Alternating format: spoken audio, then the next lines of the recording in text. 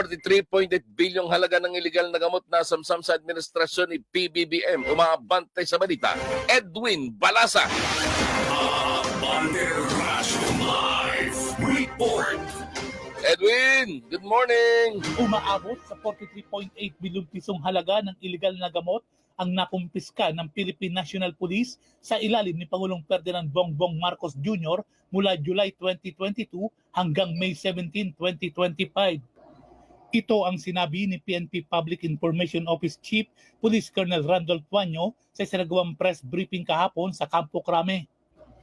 Ang nasabing datos ay mas mataas ng 29.4 bilyong piso kumpara naman sa 14.3 bilyong pisong halaga ng iligal na gamot na nakumpiska ng Administrasyong Duterte mula July 2016 hanggang Mayo 2019.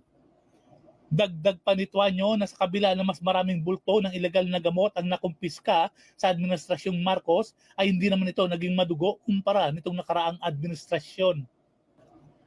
Sa ngayon, matapos ang malaking huli ng mga sindikato ng iligal na gamot ay tututok naman ang PNP sa paghuli sa ibaba katulad ng mga street level pushers sa pamamagitan ng Barangay Anti-Drug Abuse Council o BADAC upang tuluyan ng masawata ang pagkalat ng iligal na gamot sa bansa.